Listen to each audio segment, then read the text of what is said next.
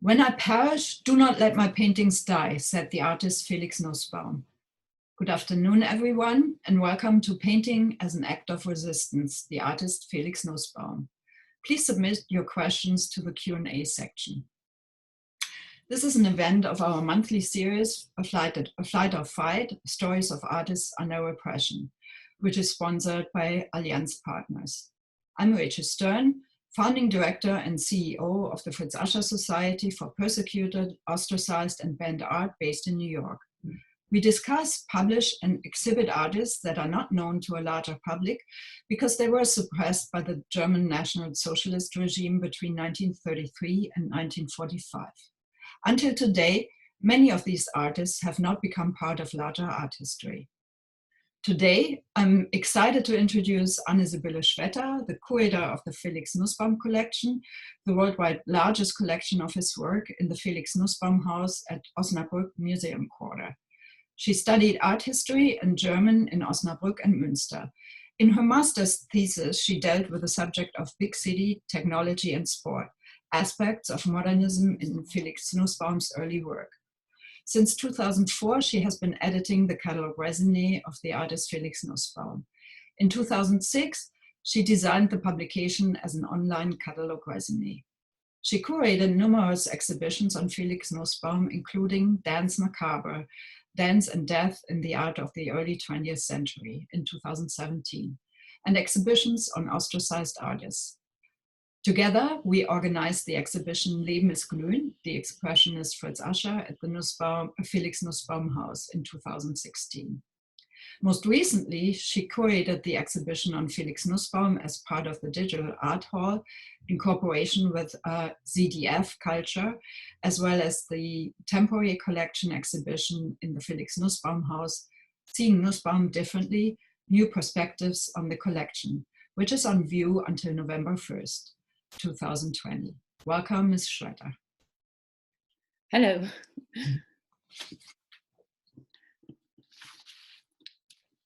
So I can start.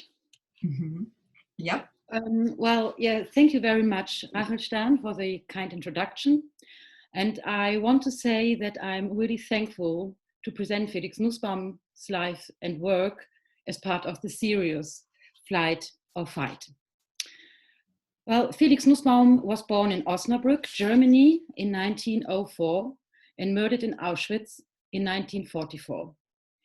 He has left behind a body of work that occupies a special place in 20th century art.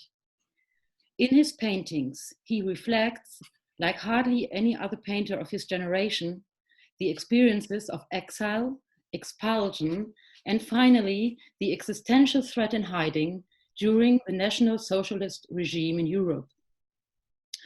I quote the artist himself, "I fight back and never tire. It works." Felix Nussbaum put this sentence on record for the Belgian art critic Émile Langouis in 1939. He thus described his unbroken will not to sacrifice his high artistic standards to the pressure of the times. In my lecture, I will pursue this self-assertion as an artist, which Felix Nussbaum has held onto until the end. I would like to start with the artistic beginnings of Nussbaum. He came from a wealthy Jewish family, which supported him in his artistic ambitions. Here you see some photographs of the Nussbaum family to give you a clue of Nussbaum as a young man. On the photograph on the left side, you see him in the middle, white dressed, and on the other photograph on the right side, he is the second person from the left, next to his father, quite on the right side.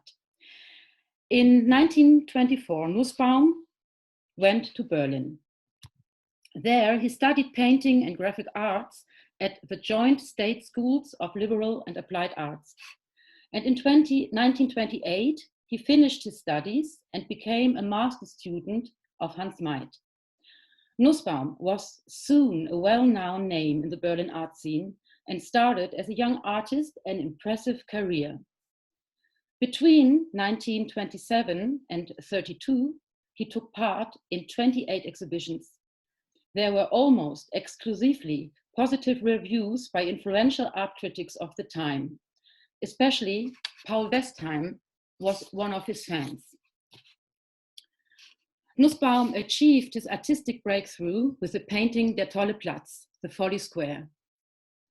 It was shown in the exhibition of the Berlin Secession in 1931. The motto of the show was "Artists among themselves." Here you see an illustration of a newspaper report about the preparation of the exhibition. The headline is "Portrait Duels." And you can see Nussbaum's painting being carried by himself. He is the one on the left.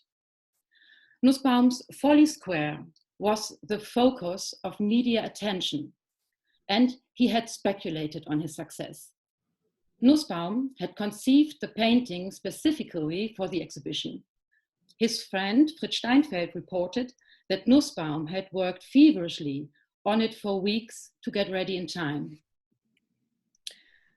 With this painting, Nussbaum is focusing on the shift that is taking place from the older generation around Max Liebermann, the president of the Berlin Academy, to the younger generation. Nussbaum has managed to create a pivotal image expressing the situation of the art world in 1931. Nussbaum himself described the work in 1939. "I went to battle against the deplorable state of affairs at the Academy with a satirical painting that sharply attacked the intellectual stagnation and boundless incompetence of the old academics. It was an amusing work that caused a lot of dust to be stirred up." End quote. For his satire, Nussbaum uses the urban space around the Brandenburg Gate as a stage. The Victory Column is broken and the house of Max Liebermann is destroyed. You see it in the background on the right. Darkly dressed drummers march up, while the president of the Academy paints his self-portrait, apparently unimpressed by what is happening. The image is teeming with humorous allusions. While the young artists in the middle of the square, dressed in painters' gowns, the members of the Academy on the left are grey-bearded men. They wear black suits and top hats as signs of their status. Their entrance is accompanied by cherubs. They scatter flowers, play fanfare, and carry the Prussian flag. The dignitaries are stepping into an entranceway that did not actually exist in this way. Nussbaum paints it as an entrance into a cellar. Over the entrance, we read Demi der Künste. Translated into English language, it means half of the arts. So Nussbaum uses a collage-like principle of imagery in which he mixes real components of urban architecture with fictitious, fantastic elements. Nussbaum was repeatedly described as a fantasist by critics of his time. But with this amusing and gloomy prophecy, he has an eye on a contemporary event. He himself says, also in reference to this artistic prank, I quote, "But suddenly a change took place in me that made me reach for the large format, because I felt I had to communicate something to my fellow humans that should impress not only by the subject alone, but also by its size. I had left the world of innocence and was aiming for bigger things. Great compositions were created, mocking, accusing, provocative at times." End quote. Of these great compositions mentioned by Nussbaum, none have survived, except the Folly Square. For the painter's early work was largely destroyed in a fire in his studio in 1932. A newspaper article entitled "Artist's Luck and Bad Luck" reports on this. In the photograph, we see the artist in his Berlin studio flat in 1929. He is surrounded by some examples of his works of that time, which were also destroyed in the studio fire. They are funny pictorial stories mostly in smaller format. Nussbaum has already made a name for himself as a humorous painter around 1929. Especially his paintings of sportsmen and other themes of the world of modern city life were extremely popular. The winner of the bicycle race, for example, who is here shown on the right, can be described as a painted caricature. Nussbaum entitled the painting at the top, Fritz Krause in his heyday. To reduce his work of these years to this, however, would fall short. In addition to these artistic jokes, Nussbaum's work is characterized by an ambivalence of cheerfulness and melancholy. Around 1930, he creates a series of paintings on the themes of grief and death. With them, Nussbaum deals with the recurring fears of dying. One example is the painting Cemetery. It shows two widows accompanied by a poodle on their way to the cemetery. The graffiti of a skull can be seen on the wall. And there's also some writing, which can hardly be read. But the text is known from a print version of the painting and says, "You are stupid." Another example is The Dance by the Wall, a gloomy vision of death. Paul Westheim described it as a nightmare of frosting and marzipan. In his self-portrait with mask from 1928, Nussbaum addresses the ambivalence of serenity and melancholy as an inner conflict. Behind the mask, the painter looks at us with a penetrating gaze. Perrault's mask, laughing on the outside and crying on the inside, saves him as a symbol to describe his personality as a divided one. Nussbaum is serious about his humoresque paintings. He feels misunderstood when he is reduced to the cheerfulness of his pictorial ideas. Rather, Nussbaum uses parodistic means to create a distance to his own fears. He wants to protect himself from the predominance of emotions by means of irony. Self-portraits play a central role in Nussbaum's work. And a self-portrait can also be seen in the painting The Follow Square. It is highlighted here in white. Nussbaum places himself in the center of the scene. He is the leader of the young rebels. He is surrounded by his artist friends. However, the works they bring with them are mostly his own. Among others, there are portraits of his family and close friends. Nussbaum thus positions himself personally in the circle of family and friends and professionally as an artist in the context of the time on an art political topic. He combines his criticism with a personal statement. In 1932, at the height of his success, Nussbaum was accepted to study at the Villa Massimo, and in autumn he traveled to Rome. This trip became the turning point in his artistic career. After the National Socialists came to power, Nussbaum didn't return to Germany. His career comes to an abrupt and virtually end overnight. In 1933, in Rome, he created the painting Destruction. And two of the destroyed images in the painting are Nussbaum's own works.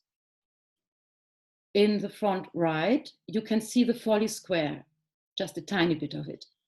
While the drawing in the front left, Nussbaum quotes the drawing on the easel from the self-portrait Painter in the Studio.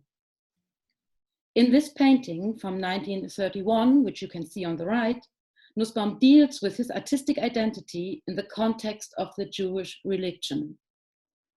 The painting Destruction was created shortly after the Berlin studio fire, in which Nussbaum lost 150 works. In addition to the personal catastrophe, Nussbaum also incorporated into the painting the political events in Germany. Later, in 1933, he leaves Rome. He remained in Italy until 1935. In February, 1935, he travels via Paris to Belgium.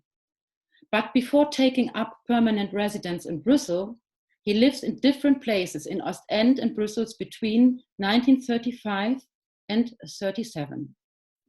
His efforts to obtain a permanent residence status in Belgium were in vain. Residence permits are limited to 6 months and have to be constantly renewed. In addition, as an immigrant, he is banned from working. During this time, Nussbaum depicts several motifs from the Ostend harbor. Here are some examples. The view over the quay is a typical motif, but we see only the top of the boat masts. The view of the sea is left out. The landscape paintings reflects the circumstances of life in emigration, the lack of perspective and the experience of stagnation. The fisherman on the quay shows a tired, crouching figure, and the locomotive shows a railway track on a storage yard. The ambivalent mixture of cheerfulness and melancholy can still be found in the paintings of that time. The paintings, The Waiting at the Harbor, for example, or The Locomotive, for example, contain subtle humorous elements. But in Berlin, art was a means to success for Nussbaum, which he had pursued with determination. Now, as an immigrant in Belgium, art has become a medium of self-reflection even more. In spite of all the difficulties, Nussbaum makes various efforts to remain in the public eye as an artist. He tries to maintain and, as far as possible, expand his artistic scope of action. The exhibitions are important, of course, but in exile until 1939, he had only 4 exhibitions. Nussbaum also tries to sell his paintings.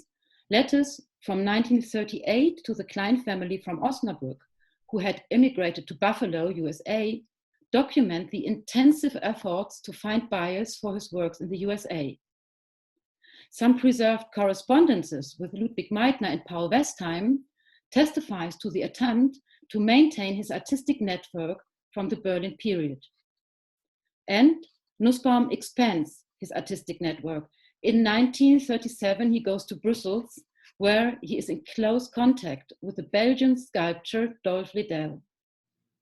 In February 1939, Liddell enabled Nussbaum to have a solo exhibition at the Socialist Club 38 in Brussels. It is Felix Nussbaum's last exhibition during his lifetime. Here are some examples of the works exhibited there. Nussbaum showed works from the last 10 years, for example, The Desolate Street, here on the left, from the Berlin Times, or the comic Concert from 1935 on the top, and the painting The Pearls from 1938, which I will come back later to. On the occasion of the exhibition, a detailed report on Nussbaum appears in the newspaper Forward, written by the important Belgian art critic Émile Langouis. In his report, he praises Nussbaum's works as a humorous and strangely fantastic variant of, in Langouis words, rather gloomy German post-expressionism. He also mentions in detail Nussbaum's occasional works on which the painter was dependent in exile. Here are some examples. Nussbaum painted ceramic objects of daily use. He illustrated reading books for primary schools and worked on a cartoon. These lovely objects, made for children among others, were full of funny ideas, but mostly they were for earning a living. Nevertheless, Nussbaum tried to assert himself as an artist. Langouis quotes him as saying, "Between having to earn money and other everyday disturbances of rest that we uprooted have to bear, I do not lose the will to do good work." End quote. Nussbaum questions his own artistic identity in the context of the difficult living conditions in emigration in his self-portraits. In 1938, Nussbaum attempted to create a generally valid image of the artist in exile in the self-portrait in his studio. The black canvas and the closed portfolio are clear symbols of artistic inactivity. Besides this, the room is empty and unlived in. While one eye of the artist disappears in the black of the shadow, the other is wide open. The terrified gaze and the hand gesture of silence underline the theme. The artistic standstill is due to the external threat. In 1938, when this self-portrait was created, Nussbaum was given the chance to regain attention as an artist. He was invited by Paul Westheim to participate in the exhibition Freie Deutsche Kunst, Free German Art, at the Maison de la Culture in Paris. This exhibition was a reaction to the Entartete Kunst, Degenerate Art exhibition, and brought together works by around 70 German artists in exile. As already in Berlin, for the exhibition in 1931, Nussbaum painted 2 works of art for the exhibition in Paris. So he sent them to Paris, but they did not reach their destination and were not exhibited. But they are interesting because, as in 1931, Nussbaum conceives with them with a view to an important exhibition and as a statement on current events in art policy. With the still life, Nussbaum refers to censorship and the ban on painting. He makes use of clear pictorial signs. The brushes are locked up behind bars. In contrast to the wilting flower, however, the brushes are unharmed. With Die Perlen, the pearls, Nussbaum formulates criticism of war. He deals with human suffering and grief as a result of the war. The works are painted statements against war and the ban on painting. And we can assume that Nussbaum designed them as a counterpart. In this context, Martin Papenbrock, in an article published in 2004, presents an interesting idea. Nussbaum formulates with the paintings a political perspective for art. He poses the question of the remaining possibility of artistic action in times of war. And Nussbaum evaluates positively the possibility of using artistic means to react critically to the threat of war. I quote Papenbrock, "Quietly and symbolically encoded, Nussbaum develops the idea of a resistant orientated art with the Parisian pair of paintings." End quote. I would like to explore the question of how Nussbaum views the relationship between art and the public sphere in more detail, based on a letter from 1938. In this letter to the Klein family in the USA, to whom he sent paintings for sale, Nussbaum refers to the painting The Pearls. I quote the artist from the letter. "I am familiar with your explanations about the kind of commercial painting. It is, I would say, almost understandable that the public take refuge in the harmless, in the easy, because times are hard, and man does not want to encounter his everyday worries again in the paintings. I have noticed this by myself. Recently, I painted a woman's head with a small boy's head leaning against her side. Both look melancholy. The woman is wearing a thick pearl necklace, and tears run from her eyes, and these tears turn into pearls that now run down her cheeks. The background shows green, dull, and black colors. In the fog, you see something like soldiers and crosses. That's what the painting describes. However, what I want to say is, although the painting has turned out well, I could not even have it around me all the time. What I do know is, it is the expression, or rather an expression, of our time." End quote. And Felix Nussbaum continues, Of course, my work is not only based on such oppressive themes, but I also paint some very funny things. End quote. For sale, Felix Nussbaum paints humorous images, he says. As an artist, however, he also feels challenged to observe these hard times. In 1938, the beginning of the war changes his situation fundamentally. The circumstances of the time lead to a radical restriction of Nussbaum's scope of action, which he had preserved until then.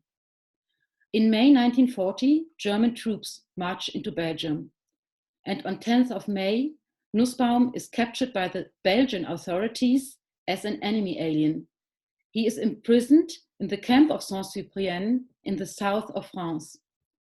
But Nussbaum manages to escape, and he returns to his wife, Felka Platek, who stayed in Brussels. Belgium is now under German occupation.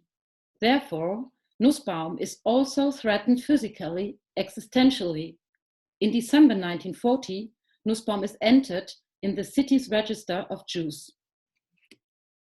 After his return to Brussels, Nussbaum deals with the experience of being in a camp in his artwork.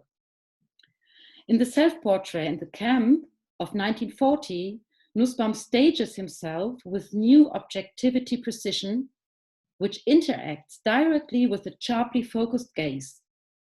He analyzes the situation he observed in captivity and experienced in himself.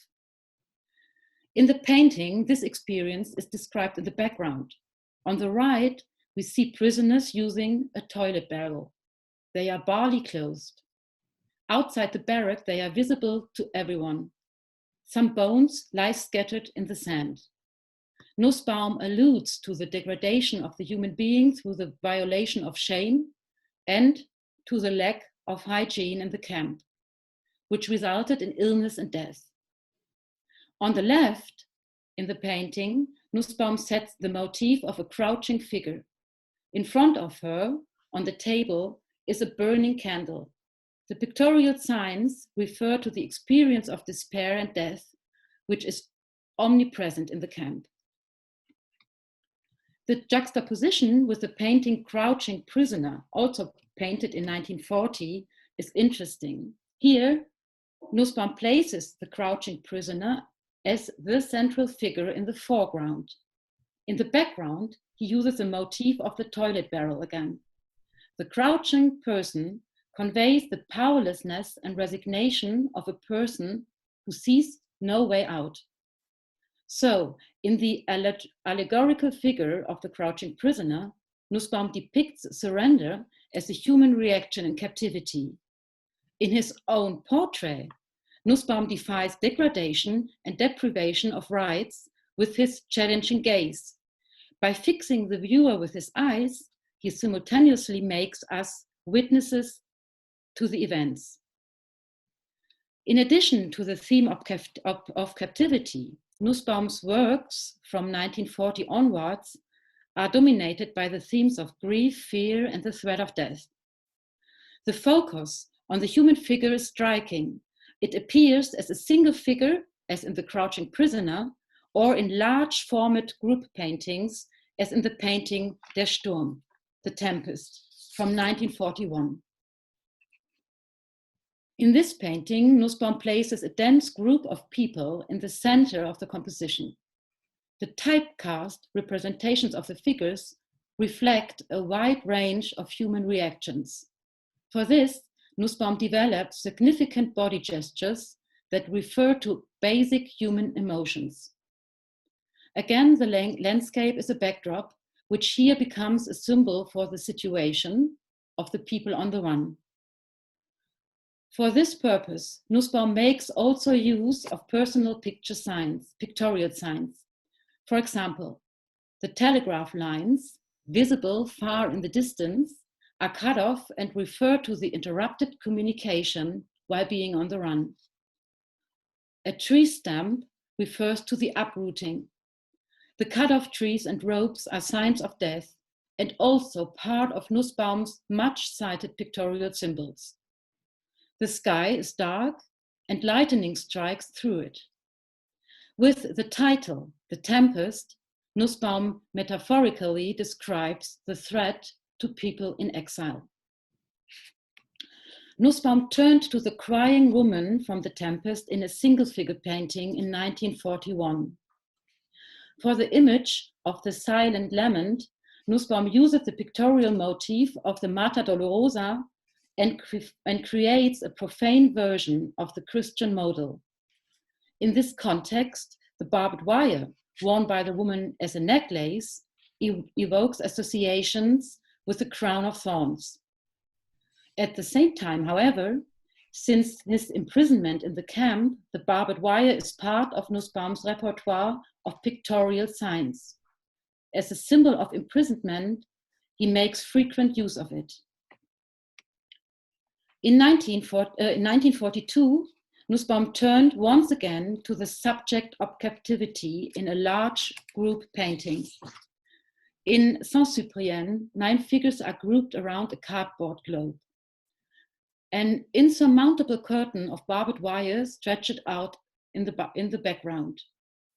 And even the globe is spanned by a meridian of barbed wire.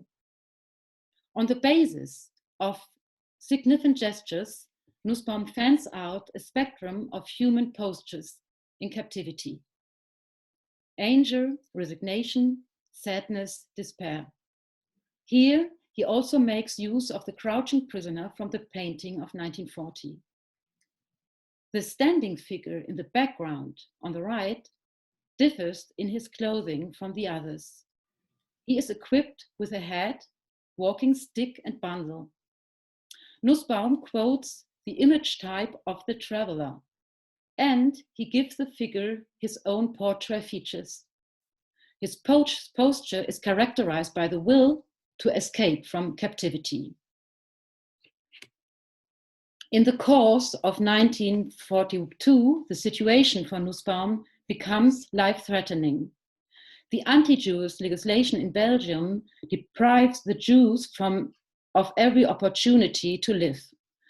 In May 1942, the wearing of the Star of David is imposed, and deportation from Belgium begins in August. Against this background, Nussbaum tries to protect his works. He asks a professional photographer to make photographs of selected works. And Nussbaum brings his works to safety. He entrusts them to Dr. Groffi, an art dealer in Brussels.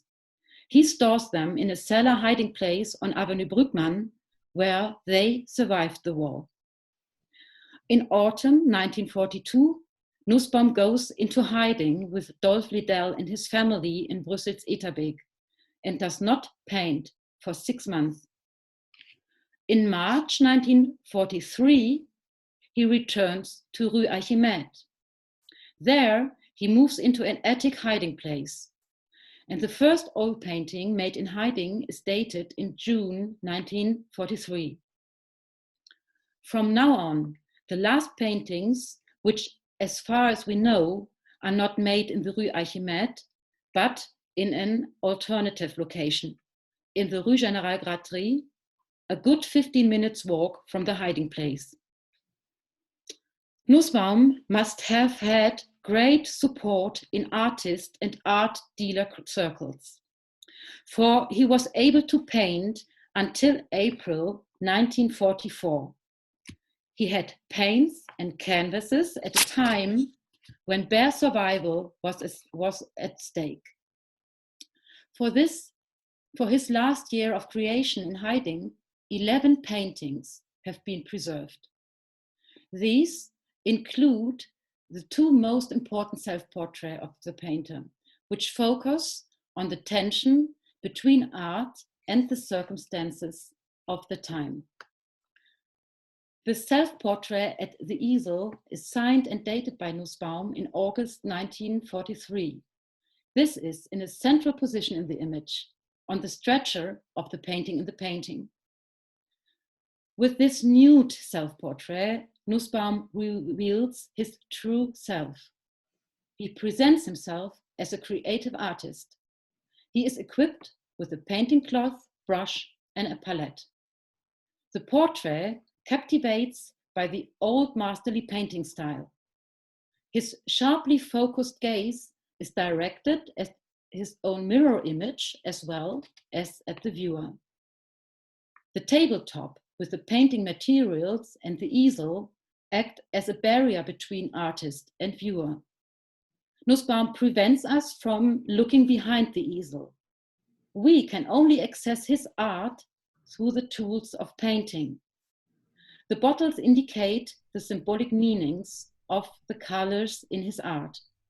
Green is death, brown is suffering, and blue is longing. The sharply fixed gaze and the self-confident, sovereign self-portrayal with a pipe convey the image of a painter who is aware of his artistic identity. In the self-portrait with Jewish identity card, on the other hand, Nussbaum deals with the violent external determination of his existence as a persecuted Jew. Passport and Star of David make clear that it is not the self-chosen identity that makes him a Jew. Nussbaum places the portrait very close in front of the corner of the wall. There seems to be no escape. But in the image, Nussbaum goes far beyond the idea of the passive victim role forced upon him. On the one hand, Nussbaum shows himself in a real situation because the danger of being controlled is concrete. On the other hand, the image is fictional. Nussbaum neither wore the Star of David, nor did he possess a stamped passport. The self-portrait is entirely focused on communication with the viewer. By fixing the viewer's gaze and by showing himself with the gesture of identifying himself, Nussbaum communicates with an imaginary second person. As viewers of the image, we take on the role of the controller. Nussbaum makes us not only witnesses of injustice, but also actors in the events of the image. He forces us to make our own statement. In his painting of the last few months, Nussbaum addresses the experience of isolation and the threat of death in hiding. One example is a portrait, Jew at the Window, dated on December 1943. The extremely thin figure wears a green robe with the Star of David. The wall behind her fills the whole image. The man is introverted and his gaze turned apathetically into emptiness. The window motif shows a brown coloring inside and outside. The outside space becomes a mirror of the inside world, which is full of sadness and hopelessness. The deep-seated perspective and the close-up view of the figure allow a high degree of identification. In an article written in 2004, Jürgen Steinmetz points out that Nussbaum refers with the figure to a victim role based on depictions of Christ. This is indicated by the narrow elongation of the figure and the vulnerability of the upper body due to the arms folded backwards. The interpretation of the window cross as a symbol of Christ's death also plays a role here. Like the figures in his paintings, Nussbaum is really threatened by death. Nevertheless, only a few weeks before his deportation, he is still able to face the largest canvas formats he has ever worked with. One of these is the group painting The Damned, dated on the 5th of January, 1944. It measures 101 to 153 centimeters and is the largest work of Nussbaum to have survived. The painting is laid out as an allegorical panorama. It shows the complete hopelessness of the situation in hiding. Nussbaum draws on earlier pictorial inventions of some of his figures with significant gestures. The arrangement resembles a collage. And not only the figures, but also the scenery is composed like this. The backdrop includes personal pictorial symbols from earlier works. The wall, for example, the street with the black flags, or the coffin-bearing skeletons, which we know from the painting Dance by the Wall from 1930. In addition, there are numerous quotations from Christian pictorial traditions, such as the two figures mourning at the front right, or the figure with a gesture of blessing at the front left. Nussbaum positions himself in the middle of the group, with reference to the self-portrait with Jewish identity card. He is the one among the damned who makes eye contact with the viewer. Nussbaum attributes the role of witness to himself, and he calls us to testify. He sees himself as a contact person for the posterity, for an audience exists only in his imagination. Nussbaum paints in total isolation without a future perspective of his own, knowing full well that only the artwork will survive, but not its creator. In his last painting, The Triumph of Death, which he dates to 18th of April in 1944, the death has taken over the field of action. With The Dance of Death, Nussbaum takes up a late medieval subject and transports it to the present. The destroyed objects in the painting refer to human achievements that reach well into the 20th century. Science, art, and technology, as driving forces of progress, have become obsolete. While the dead make music and dance, one figure remains uninvolved. The organ grinder does not play his instrument. This figure is known as the artist's alter ego in Nussbaum's work since 1931. As a symbol of the artist, however, he does not look at the viewer in The Triumph of Death. Instead, the angel of death behind him has taken over the address to the viewer. In an essay from 2014, Rosa Schulenburg formulated in this context that the death confirms the artistic testimony and that the artist has thus handed over to us the further responsibility for the memento. On 20th of June 1944, Nussbaum was arrested in his hiding place in Rue Archimede and deported to Mechelen near Brussels before he was deported to Auschwitz in August. A fellow prisoner in Mechelen, Willy Prinz, reported that Nussbaum had spoken to him at length about his paintings. This, he said, had been an important concern of Nussbaum's. He himself had completely finished with life.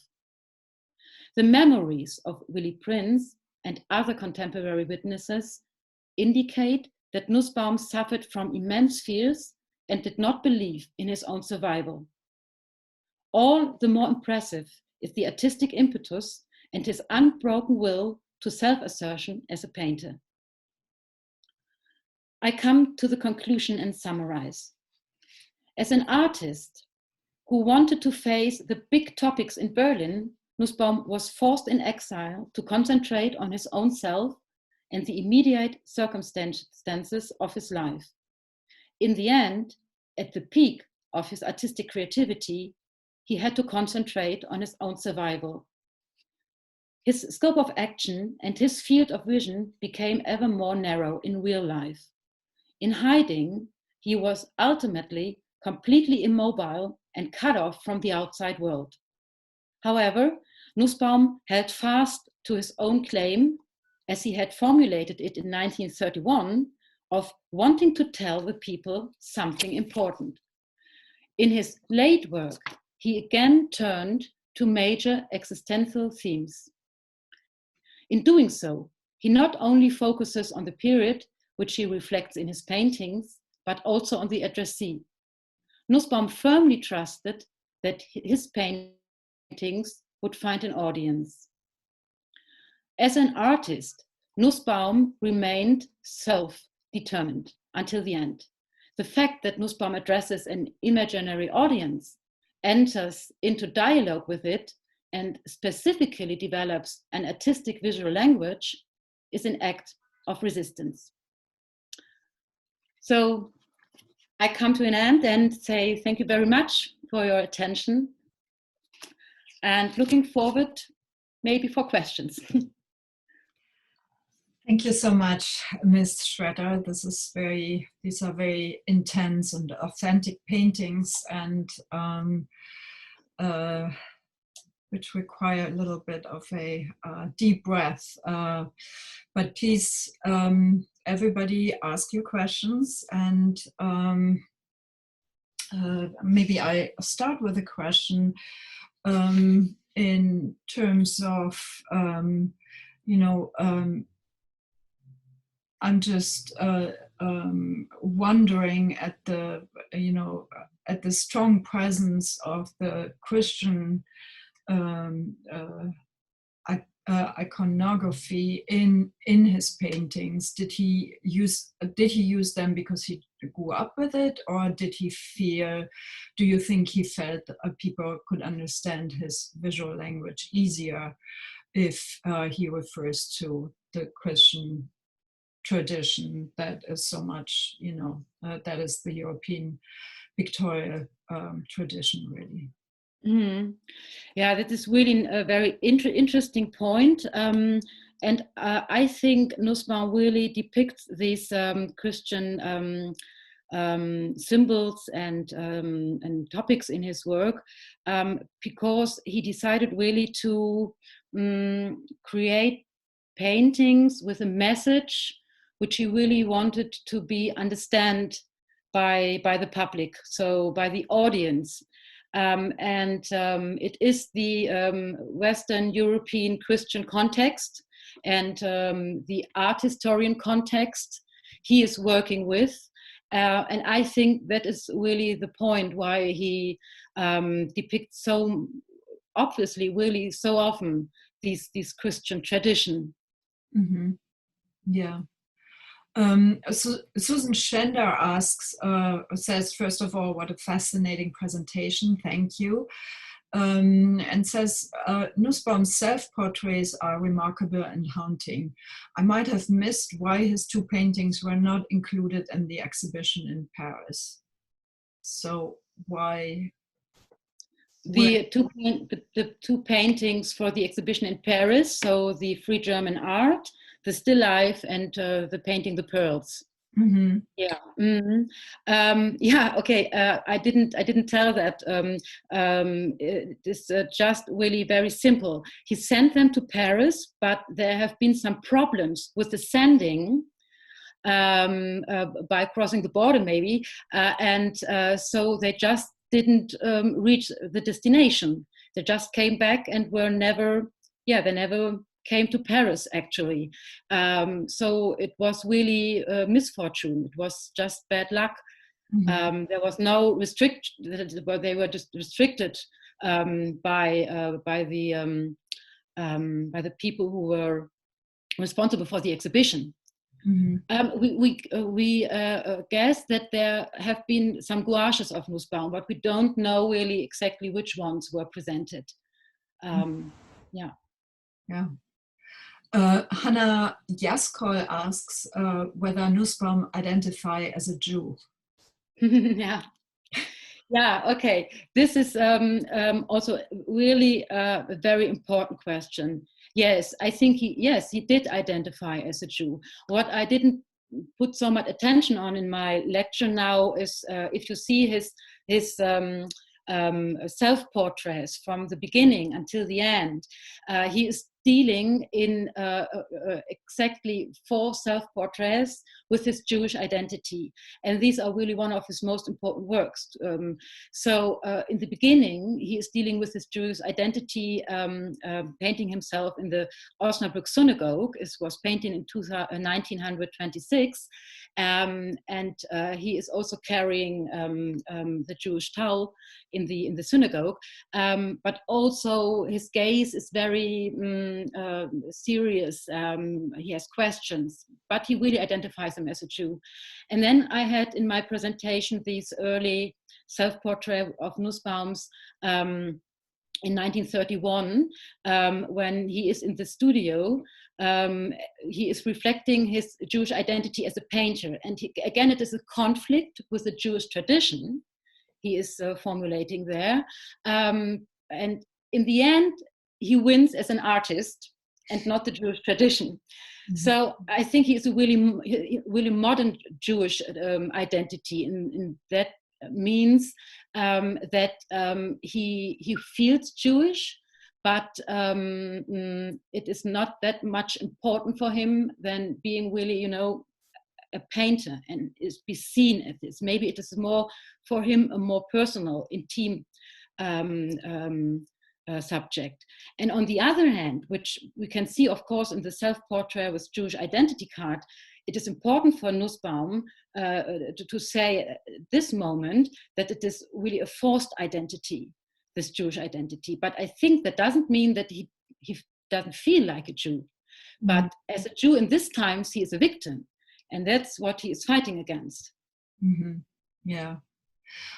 Leah Yerushalmi asks whether any of his family members survived the Holocaust and what was his wife's fate. So from Nussbaum's family, say mother, father, and his older brother, nobody survived.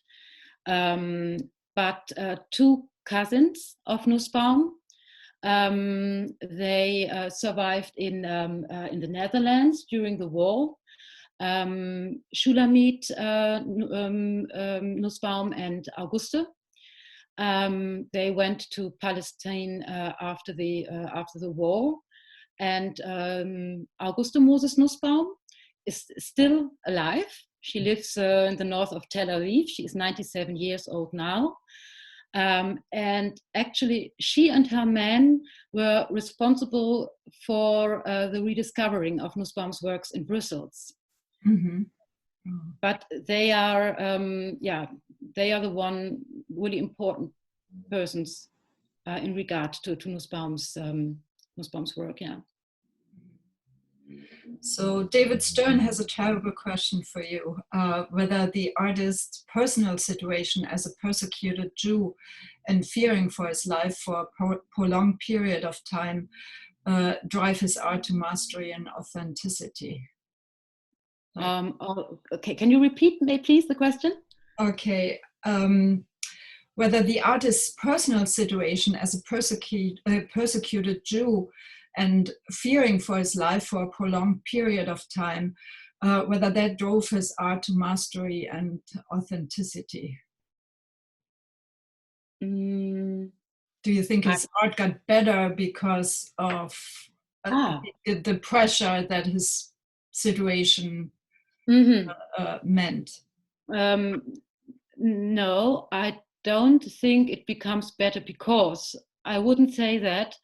But I would say that Nussbaum is really at the height of his artistic creativity, and it is just that he doesn't lose it. He just keeps it, and this I think is really fascinating.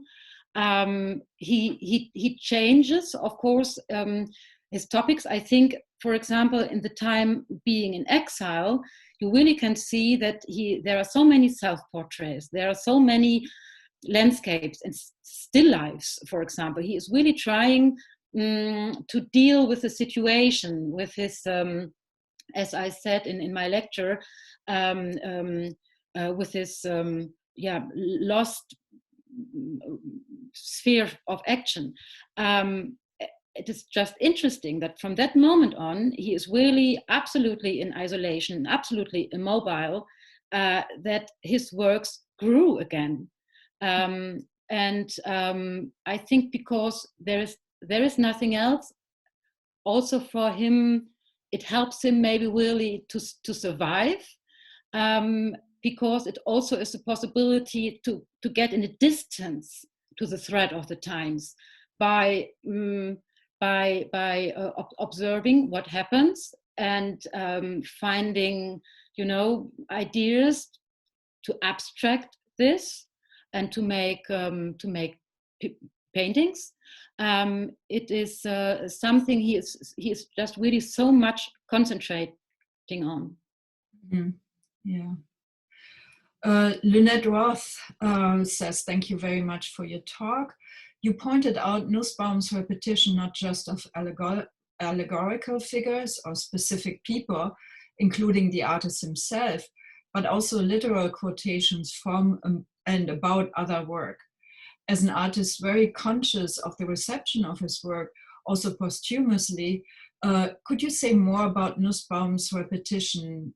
It seems to tie the work together very close, tie the works very closely together.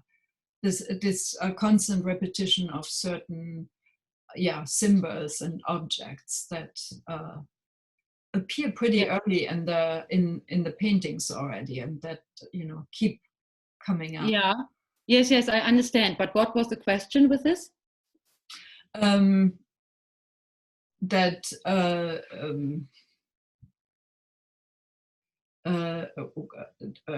Could you say more about the reasons for the specific objects that Nussbaum repeats, and because okay, yes, I understand now.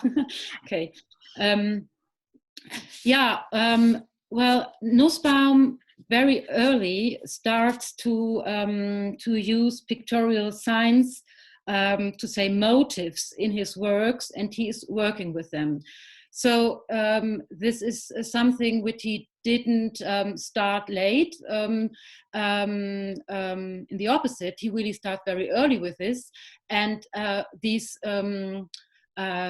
items, things. For example, let me think. Yes, for example, the wall is a motive in Nussbaum's work. He uses in 1928. He uses in 1935. He uses in 1944 in his last painting. It is destroyed. So you could say maybe it is his personal iconography. Yes. Yeah. He. There are lots of those motives which have meanings in his work, and if he puts them into several contexts in the different paintings. Another example is, for example, the mask, which you find very early in 1928. You find it in exile very often, of course, as a symbol of a divided not personality, but person in exile, and to hide his true personality, for example. And again, in the late self-portrait at the easel, we see a mask. So it is something Nussbaum develops really his own language, artistic language in his paintings. Mm-hmm. Yeah. To what Helen Scheiner asks, to what degree do you think Nussbaum's work related solely to his own experience as opposed to referencing what was happening to Jews in Germany? Like, how much were those not political statements necessarily, but reflecting the experiences of Jews in Germany in general, and how much was it but how much was it his own experiences that he was reflecting in his... Okay. Yes, it was his own experience, of course, in that means that, for example, when he was in Rome as a student at the Villa Massimo, he was there as a student from the Berlin Academy of Arts, and he is there right in that moment when the National Socialists came to power, and Nussbaum of course know what happens in Germany, that, for example, the professors like Karl Hofer were defamed as Jews, even if they are not, and all those things. So he feels, of course, himself threatened, absolutely. And this from this moment, because he didn't go back to Germany, and he stayed in exile, he still is in contact with his parents, who stay in Osnabrück until 1938. And then they leave to the Netherlands, to Amsterdam. And there are close contact by letters between his parents and him. So he knows very well, and he is also very, very anxious about his parents. And later, when they are in Amsterdam, of course, he is anxious about his parents and also his brother and his family. Something really near for him personally, in that way. Yeah. Are there a lot of letters and other documents left, or are they? Did they survive? Or no, unfortunately not. I mentioned some in my lecture, but we know that Nussbaum wrote lots of letters. For example, with his father, nearly every day he sent letters to him. And also we have this only rare correspondence with Meitner and Westheim. So there are only a few really left. Mostly is destroyed. Also, we know that Nussbaum worked, which is also interesting, I think. Nussbaum worked on a novel. He started in Rome at the Villa Massimo to write an autobiographical novel, and he went on with it until, we know it from a letter, until 1943. And it is really, it is really a pity that this also, document is not left. There is really not a lot, unfortunately. Okay. I'm afraid our time is over. Thank you so much, Mrs. Schwetter. This was a very thought-provoking talk, and we will post a recording of this event in the event link on our website. So and it will be on YouTube. So you can watch the event again, the lecture again. Our next lecture will be on November 4th. When Rosa von der Schulenburg will speak about John Hartfield, his political engagement and private life in London. Now have a good rest of the day and all the best to everyone. Stay healthy and see you soon.